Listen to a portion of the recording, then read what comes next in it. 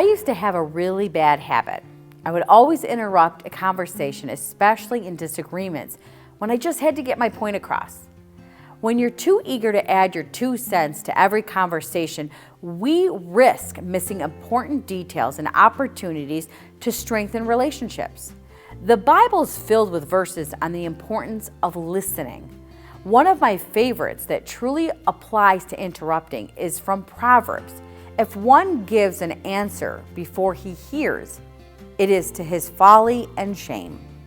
Another comes from Philippians. Let each of you look not only to his own interests, but also to the interests of others. And we can also look to modern teachers and communication experts on the discernment of interrupting.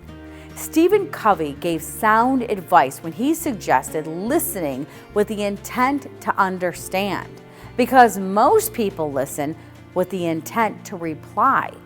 When we listen to understand, we're more patient and more likely to learn from others. I actually learned this lesson the hard way when I started to pay attention to how many people would say to me, "Let me finish, please." Once I started to shut my mouth and let others talk, I became more aware of those people who interrupt, and I realized how much they irritate me. I finally found myself avoiding those people as often as I could, or not wanting to even answer their call when I would see their phone number on my caller ID. Becoming a good listener is not something that, just happens overnight. It takes persistence and patience with yourself. If you really want to learn how to become a good listener, you might want to pick up the Bible and turn to the book of James.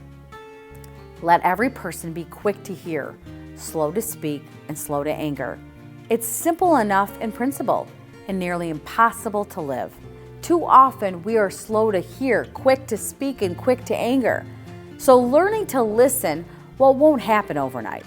It requires discipline and effort and intentionality. You get better with time. Just be patient with yourself. I had to learn that becoming a better listener hangs not on one big resolve to be better in a single conversation, but on developing a pattern of little resolves to focus on particular people and specific moments. Scripture teaches us much about being a good listener. In Philippians, you can learn that good listening is about being Christ-centered. It flows from a humble heart that counts others more significant than ourselves. It looks not only to its own interest, but also the interests of others. And in Corinthians, we learn that being a good listener is about being patient and kind. And probably my most favorite lesson from the Bible about listening comes from Proverbs. It is the fool who takes no pleasure in understanding, but only in exercising his opinions, thus gives an answer before he hears. The purpose in a man's heart is like deep water, but a man of understanding will draw it out. And in order to find out what is going on in the mind of someone else, you have to stop interrupting and allow that person to speak. Because there are so many times when listening does so much more good than speaking. This has been a Christ-Centered Communication message. I'm Vanessa Denha-Garmo, a communications evangelist.